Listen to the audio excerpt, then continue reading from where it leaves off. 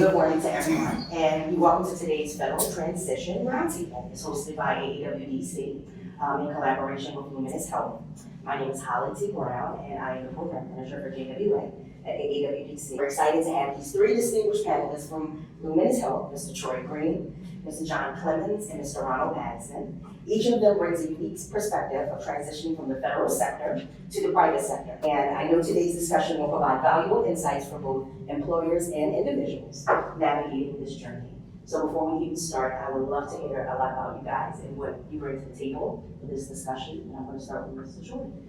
So first of all, thank you for the opportunity to participate today. A couple of things. One, I'm director here at Luminis Health. I work in our HR department, but I'm also a board member of Arundel Workforce, and I've been a board member for about 2 or 3 years now. And so the perspective I bring is obviously leading TA, talent acquisition. We have all types of strategies to go and find talent to the organization, but also to retain talent.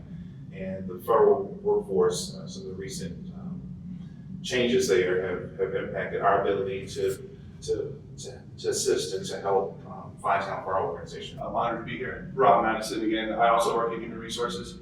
I'm an employee relations specialist. Been here about 6 months or so now. I actually transitioned from the federal government. I'm sure we'll talk more about that, but I came here from Walter Reed National Military Medical Center over in Bethesda.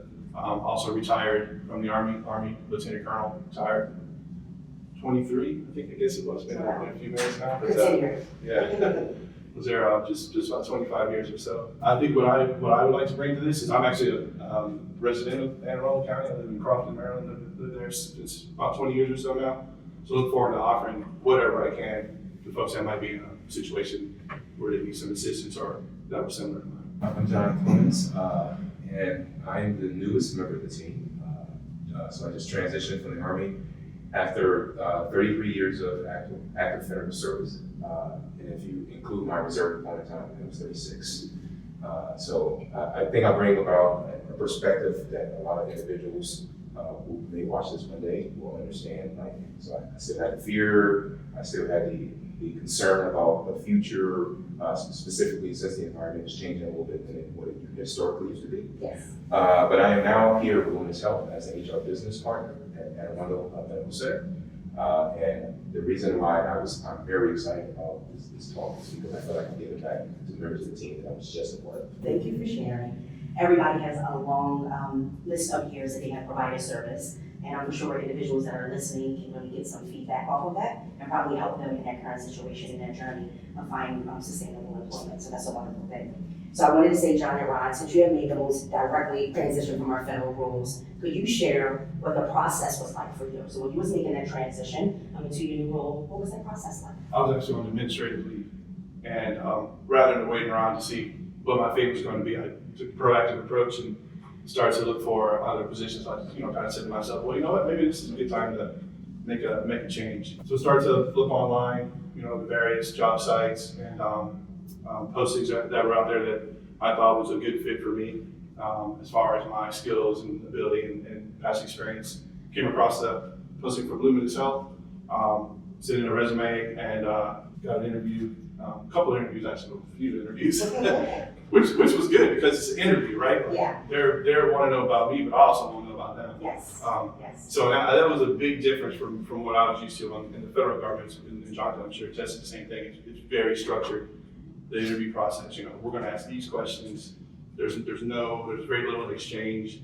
So I appreciated the fact that when I was able to interview with Luminis, that I was able to have a conversation and get more personal with the folks that I could potentially be working with. Once I got on board, great teammates. Was really a warm welcome. People reaching out to see how I was doing, lots of help. So it was a really good transition for me.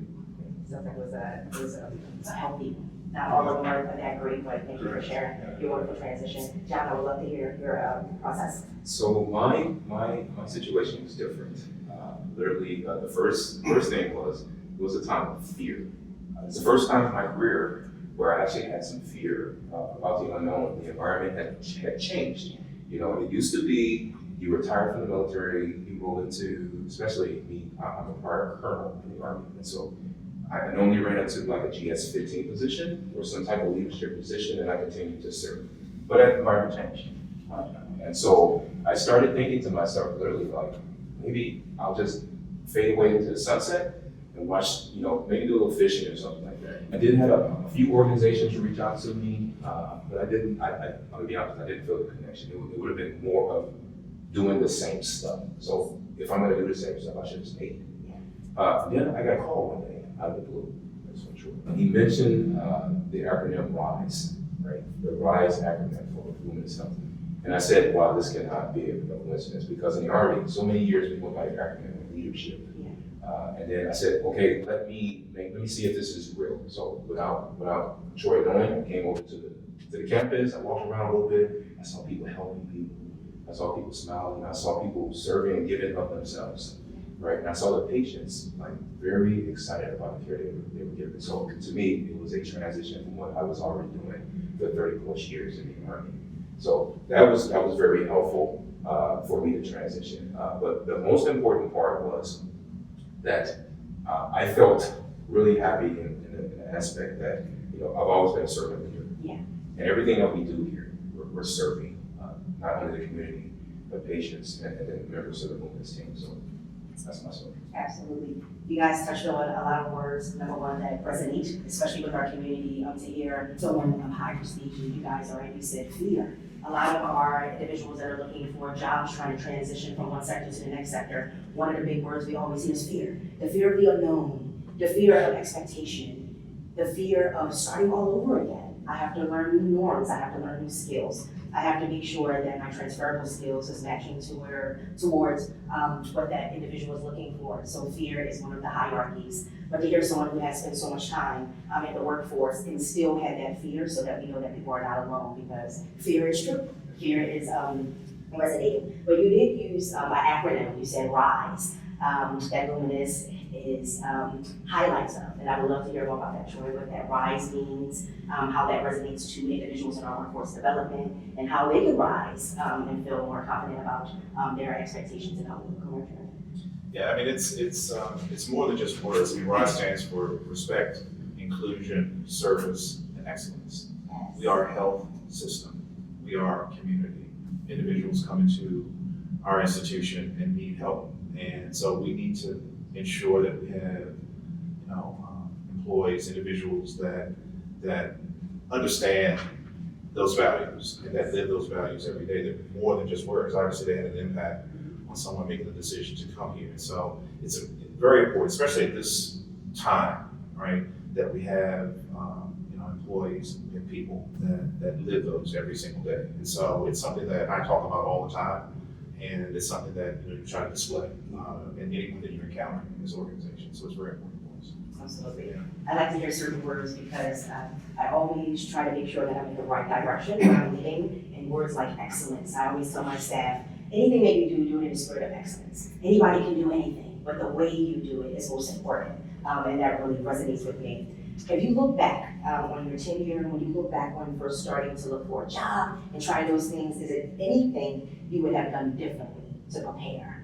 Because we're trying to set individuals up for jumping out there, starting something different. Sectors are very different when you're coming from federal, public, and things like that. What is something that stuck out? What is something that you would have done differently to prepare yourself for this moment? I think one of the things for me would have been to better understand how to transition some of my skill sets in primarily with DoD Army. Like even the lingo is just different. Like if I told you, you all might know, but if I told you I was a deputy G1 at CCOM, that's like, what the heck is he talking about, But that is a, it's and for military folks, okay, I know CCOM, Communications Electronics Command, 10,000 plus people in Aberdeen. Deputy G1 is kind of like, the G1 is our human resources section. So Deputy G1 is the person in charge of the human resources section. So Yes. being able to take that from my military bio, so to speak, and put it into a civilian lingo so where the reader understands it, is one of the things I would have done differently. Thankfully, I started with talking with Troy in my interview process, and I think I was still in that military mindset lingo. In employee relations, we do a lot of investigations and things of that sort for conduct or performance. And on the military side, that's EO, equal opportunity, or EEO. And I know we have something similar, but in those conversations, I'm not sure that I did the best job of making that transition or explaining that transition, but looking at Troy, who had some experience in in the DoD side, so he knew what I was talking about. So he was able to build on that, and that really made a difference for me. But that would be advice I would give. Yeah, I was just gonna say, yeah, I failed to mention that I also had worked in the federal government, had a different sense over my career. As an intern, working with Social Security Administration, then right out of college, I worked for DOD, the Department of Army, the Pentagon. And then later on, I came back and worked at HHS, CMS in person. Having worked at those different levels, I knew the value of, the federal workforce and what they bring. And so when I saw, as a recruitment person, you go out and you see this talent that's available. I mean, I'm all over it because I know that a lieutenant colonel and a colonel, Yeah. they're bringing major, Doesn't get any better than that. bringing major experiences. And then when I met both of them, they just immediately you could see that they would fit into this organization. I would be thrilled to even have them as candidates, and so it's just the value. I mean, just speaking from an employee standpoint, you didn't ask the question, but to see this level of talent that's out there, any adjustment that you need to make with lingo and jargon and all that, I mean, needs to be made because you're bringing a lot of experience that organization like ours need. Absolutely. So, Absolutely. John, what's your dad? Yes, there's absolutely one thing I would do different. So in the military, they have a phrase where it says the reputation precedes you. I was a known component. I had been the G1 for the 18th Airborne Corps. I've been in the 82nd Airborne Division a few times. People knew who I was. So I didn't have to market or sell myself. People would reach out for me. So the fear part is nobody in the civilian world knows who you are. When I say they don't know those organizations, they don't know who you are. They don't know what you bring. And so if I had to do it again, I would spend a little bit more time understanding how to message that to people. Because I had one individual, so it was an interview that I did not get before. And the individual who was prior military came back to me and said, hey, let's talk. And let me explain why you didn't get the position, right? And he was saying, hey, these are the qualifications that you will require. And then I told him, yeah, I got that. Right? So I've been SBHR certified for over 15 years. So I had it. He said, but you never explained it. So he said he missed out on a talented person because I couldn't explain it. And then I realized I missed out too. So I would spend more time talking to people who have that experience and looking at your resume and saying, no, they don't know what that means. Say it like this, because the organizations, they want to know what can you bring to solve problems. But I think that the employer, also has a responsibility. Your TA shop, your recruiters have a responsibility to be educated enough to identify when you have a person like that, right? So it's a two-way street. I do believe very strongly that as a candidate, you need to sell yourself, but the organizations that are recruiting and need the talent need to also be aware that of the experience level of people that are out there. I'm going to flip to what you're talking about because employers are really the hierarchy when we're talking about workforce development because we need them to employ individuals who are looking for jobs. But I am going to hit on something before I pivot. I heard a couple of things. AAWDC does a wonderful federal workshop series that we're doing now. And a lot of things that I see that resonates with people coming in from the federal sector is like, how do I make this transferable? Yes, I am a project manager. But words are different. The skill set and the descriptions are different. How do I make that meet and parallel? So trying to teach them to delve in and dissect some things instead of making it broad. I do remember my uncle is a director in the federal government and his resume is 15 pages. He's been there for 30 years. It's 15 pages and I look like, if I was looking at this, I'm like, no.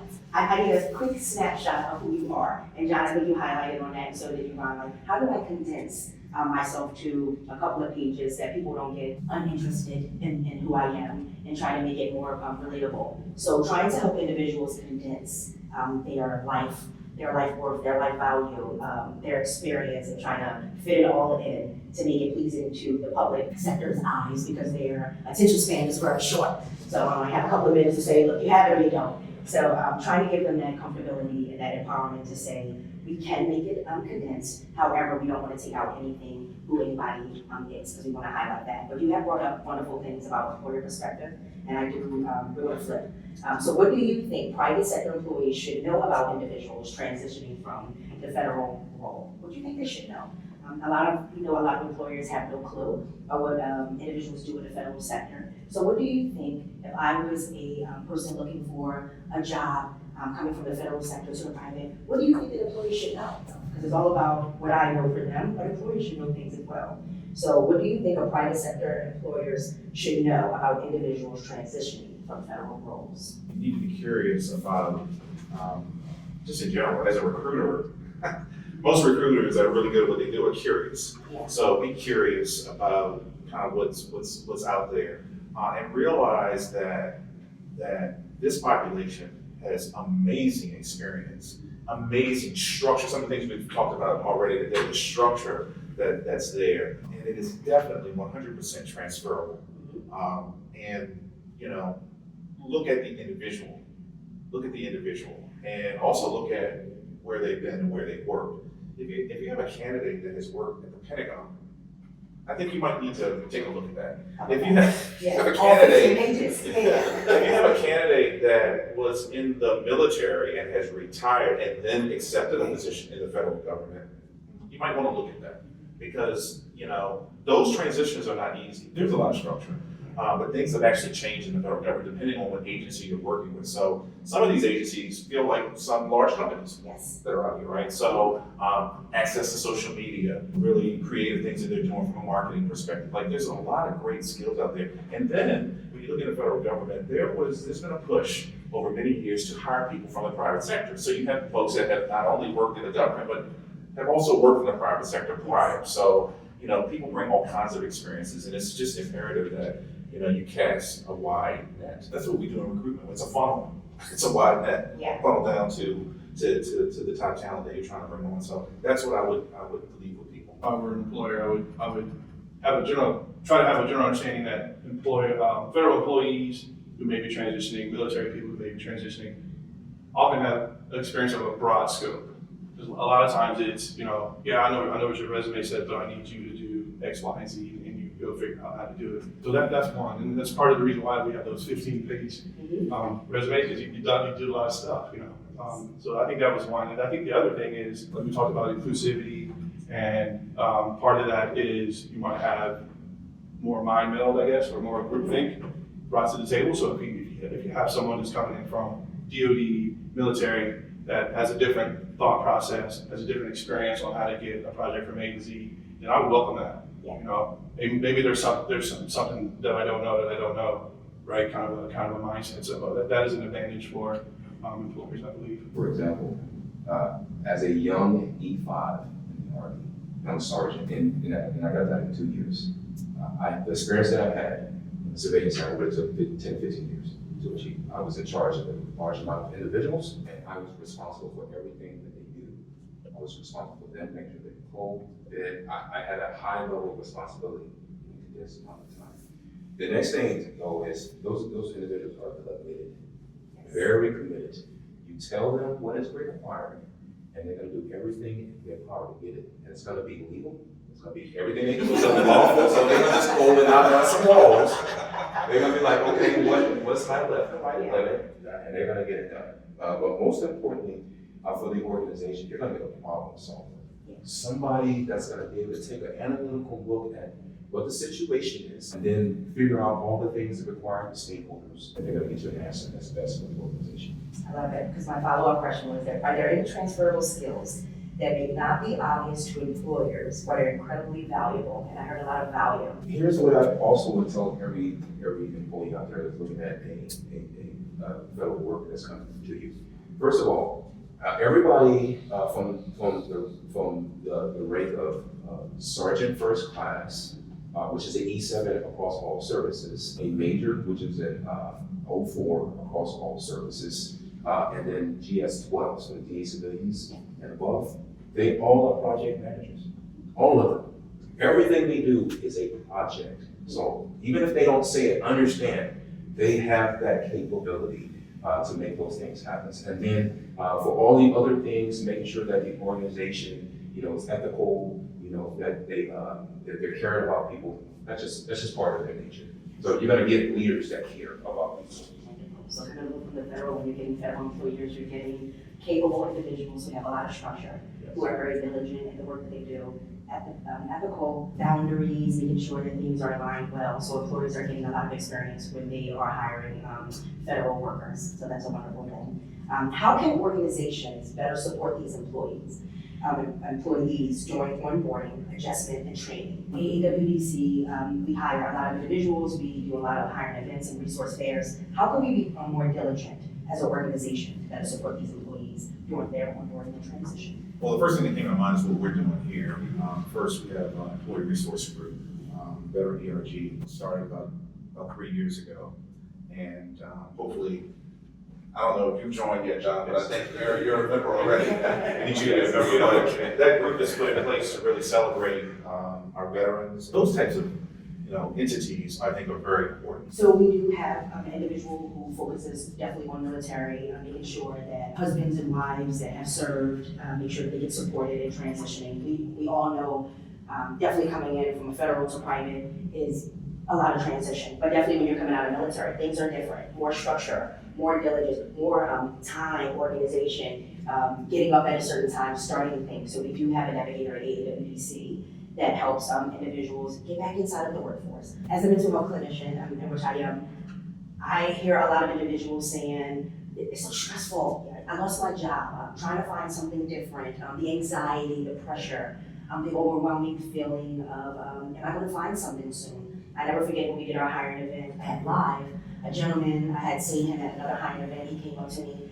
and I said, well, how's everything going? He was like, oh, I haven't found anything yet, and I really have to in the next 30 days because he's used to taking care of his family, stress and the pressure. And he was like, yeah, I come from $200 and something thousand a year, and he said, honestly, Holly, I'll take anything at this moment. He said, because anything is better than nothing, and just the pressure and the stress of me trying to tirelessly find something is overwhelming. So I will say, as a director and a person who sees a lot of people come in and out, that mental health and that stress and that factor is really high. How can employers help individuals relieve some of that anxiety and give them that support in their transition? Well, first, I think to understand that, we all read the news, we see what's going on with the federal workforce, and just be aware of it, have an awareness of it.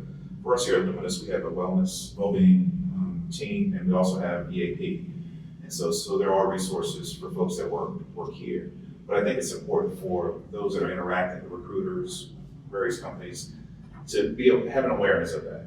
Understand, because we hear it.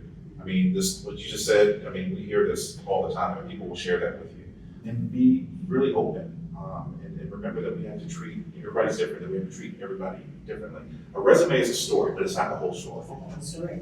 It's a story, right? And be cognizant of what you're looking at, and be cognizant of the person. And even though you don't work at Luminis, you can utilize our RISE values as well. Yes. Respect, inclusion, service, excellence. We all should be treating people in that way, and treat people as individuals. And what's interesting here in our organization, sometimes I've referred people elsewhere because it might be the right opportunity. Obviously, the work that I do with Arundel, there's so many resources that you all have. I've referred people to you all. And I appreciate all the work that you've done to help those individuals. There are resources that are out there that can help individuals, and making sure that employers are equipped with that information so they can share that with people. Everything from the resume. I would encourage people to be socially active, get in traffic, meaning be on LinkedIn, be on these social media, and get connected with people that may have employment that you're interested in. Get connected with people that are similar to you. Mm-hmm. LinkedIn has a lot of resources helping with your resume, crafting your resume. It's free if you utilize LinkedIn. So take advantage of that, and then the services that you will offer there as well with that. We're all in this together. We want to help one another, and I think it's important to do that. So one of the things that often comes up in these transitions is how people think about that professional value. You're a professional value.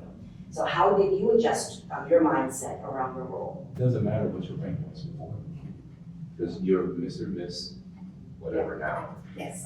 So one of the things of adjustment I had, and it hit me when I was actually doing an internship in the Army before I transitioned over, where a person came online and he said, hey, who's the colonel in here? And I raised a hand and they were like, who's the specialist in here? He said, you're the same. You are exactly the same as you entered the workforce. And believe it or not, that person, the specialist, is probably more valuable because they were doing this, they were keystroking, right? So they bring an instant understanding. So what I would tell people, forget about your rank that you have to pass. It's nothing to shirk off, but you have to figure out really how to sell yourself. Yeah. And you have to do something that you had never had to do before, and you got to network.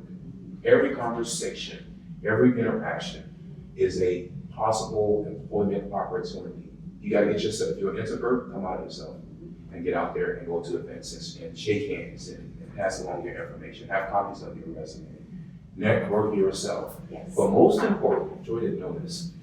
So I had another employment opportunity, and they were trying to pay me a significant amount. But after doing 30 years of federal service, I just did not feel the connection with the organization. And so I was choosing an environment that was going to be, that my skills can transfer over instantaneously so I can feel like I'm valued in the team. Yeah. But at the same time, the environment was welcoming, right? So for the employers, the onboarding process is so important to prevent turnover, especially with our federal workers. You know, you talk about the structure and things like that.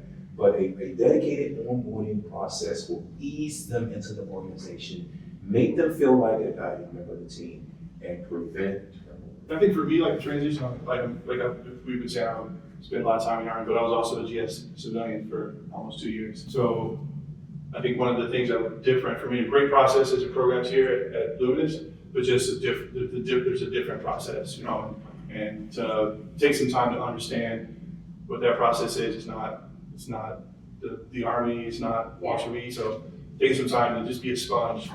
Your first few weeks or so was a great space for me, and the organization allowed me to do that. The other thing that I think made a big difference for me is having like sort of a mentor or somebody who's like that's right next to me that I can ask questions about, even if it's a small minor thing. It makes a difference for a person who's transitioning from a GS, DOD sort of world. Like even today, you might have, on the video, you might have saw me like I wasn't sure. You know, in DOD, you don't go anywhere with this on. Yeah. Take it off. You know, I remember coming to lunch. Yeah, I remember coming to lunch here one day and lunch laid out, and I'm like, where do I pay or where do I sign? You know, so just little things that are different. It's nice to have somebody to say, hey, you know, how do I request a leave? How do I do the little things that are going to make life at work a little bit easier for me, so I can get after the mission that I'm here to do. Yeah, and so in the military, they call it sponsorship. Okay. Yeah, that's the word. Yeah. Data has proven that a well-developed sponsorship program inside of onboarding is a direct correlation to extended employment with the organization from the individual side. Because you feel like a connection, right? When the initial part of employment is very frustrating. Yeah. If you're a highly skilled individual and you're used to doing well, and you find yourself in an environment that seems a little vague to you because you're not the residential expert anymore. So that mentor that Ryan talked about is the person that, even though it's not a daily collaboration, it's a safety net where an individual can say, hey, I'm not understanding this, and I feel comfortable asking you this question. Absolutely. Yeah. So that's what it's all about. Employers that do that and assign mentor. And the reason I know this because I just was studying on mentorship, but mentorship has a direct correlation to minimize turnover. Troy, in addition to your role at Luminis Health, you also serve on the local workforce development board. How has that experience informed your perspective on supporting individuals in federal or private transitions? Well, I think just being exposed to other businesses in the county, we see the different challenges that the other industries are having. Just the knowledge of just the county and just the makeup of the county, what's needed in the county, what we struggle with in Arundel County. Just having that insight, the perspective is just broader than just this organization, Luminis, and that has just been a wealth of knowledge for me. But also the resources that are there.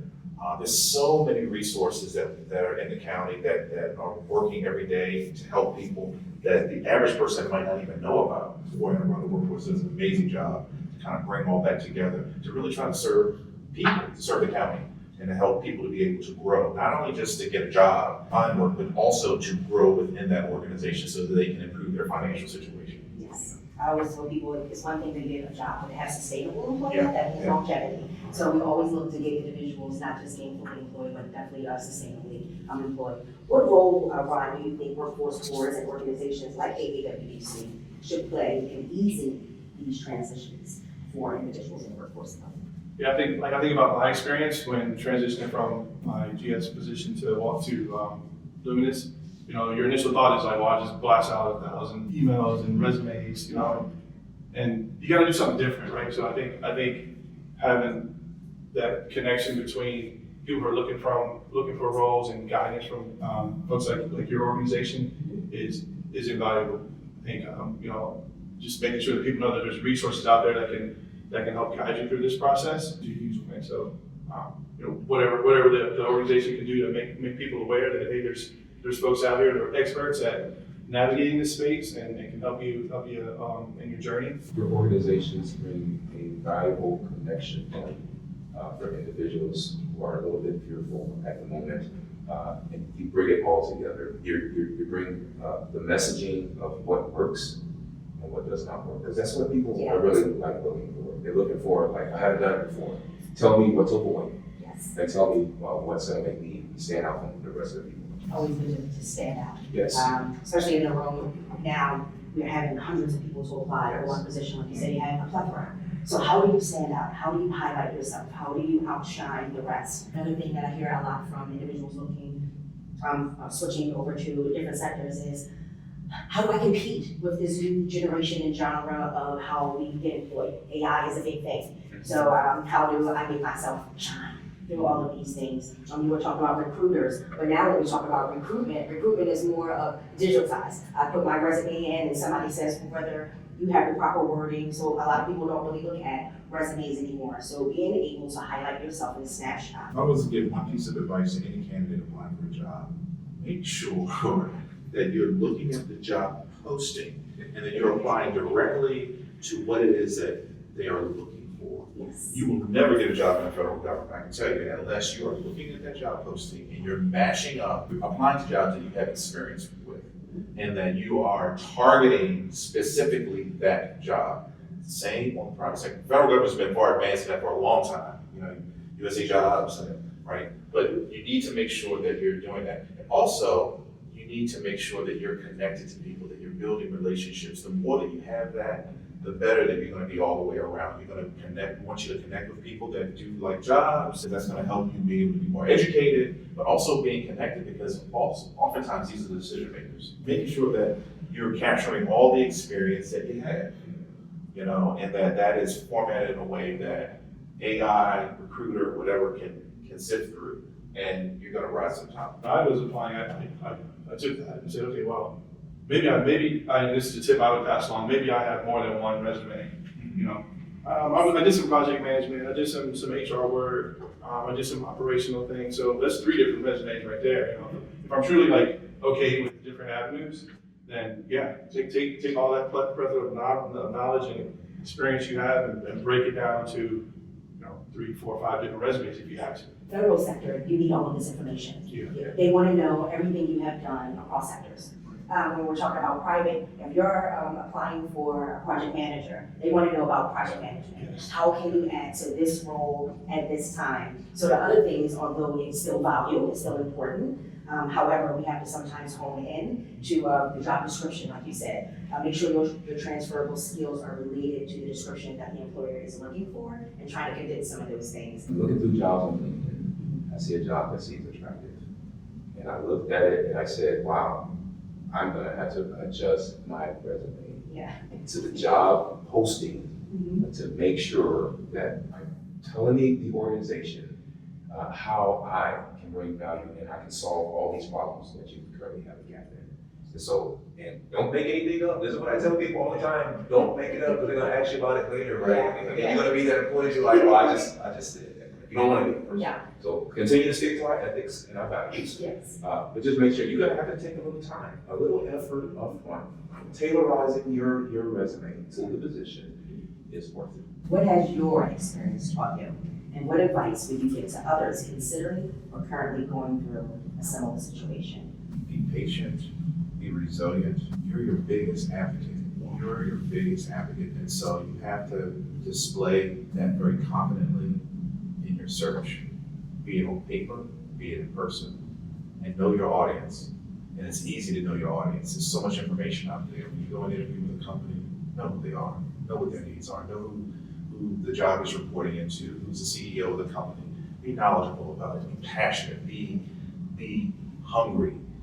That will come through when you interview. If you could give one piece of advice to your past self, at the start of this journey, what would it be? I would say take some time, like I know we touched on it before, but I think it's important to maybe harp on it again, is I would take a more detailed look at what it is that I did in the military, what it is I did on the DoD, and try to summarize that so that it fits private sector. That makes sense. Like in my case, I got lucky because Troy, when I interviewed with Luminis and his team, they knew what the heck I was talking about when I said, I was a program manager for Equal Opportunity program with military intelligence readiness community. They could transition that to make it fit to, oh, that sounds like employee relations to me. Yeah, my advice would be to myself would say, all right, break down, take a few minutes, break down what it is that you've done, where are your expertise, what is it that you want to continue to do, and build from that. What practical steps can someone today that can begin preparing for their transitions? It is still fresh in my memory. The first thing is a year out of transitioning, you need to start getting yourself mentally prepared and saying to yourself, I am going to transition, and so my actions need to be a reflection of that mindset. Literally ease themselves into little projects, little wins towards the transition. Like, hey, check out my resume and what are the skills they're looking for? Look and see what jobs are out there and what am I interested in. Yes. Prepare your family, right? Because this is a change, a significant change. We're used to the military moving every 2 to 3 years, and somebody open the door, somebody come in and grab all your stuff. Now you're gonna have to do a lot of these things when you're home. It's gotta be up to you to make these things happen. But most important, understand there's gonna be some rejection.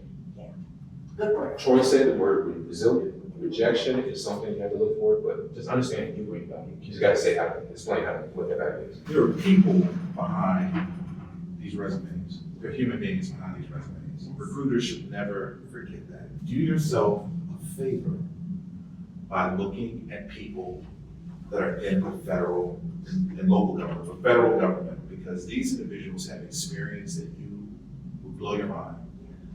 But realize that there are people behind this. These individuals have gone through a traumatic situation. Some of these people have worked I know them personally, 20, 30 years in organizations, and are now on the job market. Do yourself a favor, do your organization a favor, and take the time, whether it's hosting a hiring event yourself, whether it's making sure that you're inviting these individuals into your events, and whether your recruiters are sourcing on whatever platform, take advantage of these candidates, these folks that are out here. You are helping yourself and your organization, and you're helping them and their families. I would say too, for those looking for positions, don't make it always make it about the salary. Because there's so many other things that, like for me, that made a difference as far as commute. I got a 10-minute, 15-minute commute now versus an hour and a half on the Beltway. Benefits make a difference. Work-life balance. If I were to tell my supervisor, hey, I got to work half a day at home for whatever reason, there's some flexibility with that, where maybe where I came from, there wasn't that. So those things make a difference. The time and that peace of mind of work-life balance is worth a few extra dollars. Hit the nail on the head, because even as I was transitioning, I said earlier, there was an organization, they were offering some really good benefits and pay. But I was thinking to myself, how's the environment? And I would offer this to people. Just find out who works in the organization, just ask them, hey, how are things? How are things right now in the environment? And you can find out really quick how things really are. When you hear things like stress and things of that nature, and it's consistent, not just one person, but it's different people from different departments, you gotta ask yourself, like, yeah, you can give me 250,000, but is it gonna be worth it? Like Juan said, is it gonna be worth that stress? Or I go in an environment where I feel appreciated, right? It's exactly what I feel, because Freud said, everybody wants to feel valued, right? Yeah. So do you feel valued in this organization, or do you feel on the edge because they're looking for everything that you're doing wrong? What does that play for your mental state? So I would solve that. Our CEO, he always asks us, what's your why? Why do you do what you do? Why do you show up? Why do you get dressed every day to look so nice to come into a building to serve? My job at the time, I guess I was a high performer, and the jobs that were being offered to me were going to separate me from my spouse. and it kept happening. We did it 2 or 3 different duty stations. And then I realized, do I want to be the colonel that goes to a retirement service standing there by himself? My best friend, she meant so much to me. I was like, I choose you over continued career. But the second part of it was the timing. Just sometimes things just work out for you. Yeah. Right. So I'm a servant leader. I've always wanted to help people, take care of people, take care of the members of the team. And so I've always had self-satisfaction in taking care of people. So then the situation presented itself where I can continue to take care of people. So my why, similar to John, obviously my family comes first. So with that aside, when I was working at Walter Reed, I was program manager for diversity, equity, and inclusion program. Highly respected in the organization for what I did, and programs such as health equity and effective communication. These are sort of the things that we were getting after in that space when I was at the hospital at Walter Reed. So when applying with Luminis, I saw their commitment to justice, equity, diversity, inclusion, and that's not just words for Luminis. They actually incorporate that. They operationalize that into their organization. That meant a lot to me. I didn't have a chance to serve the community that I live in. I live here in Crofton, Maryland. So had the opportunity to come and be a part of an organization where 2 of my kids were born. To be a part of that team meant a lot to me. My why is exactly what's going on right now. This is my why. I get to work in a hospital, which cares for people. It's an honor to work with Arundel workforce, the work that you all are doing every day. And then you work with 2 amazing gentlemen like this, to be able to be a part of the recruitment process, to onboard and to bring on and to work with every day 2 amazing people like this. Absolutely. That's the why. That's the why. It's very simple. I'm honored every day. Yeah. Thank you, Troy. Appreciate it. Yes, to be a part of the community that we live in and serve it and to give back is a wonderful why. So once again, thank you for sharing your experiences and your insight to individuals who are looking to start their journey, transition their journey. Your stories really highlight both the opportunities and the challenges of this kind of transition. For those watching, we encourage you to learn more about the resources that we have in our community, resources that we have to offer at AAWDC. You can go to www.aawdc.org and get those resources. But I just wanted to say thank you. This was a wonderful dialogue. I really enjoyed it. I love a bit of collaboration. It was easy flow. And I definitely look forward to serving in the community with you, gentlemen.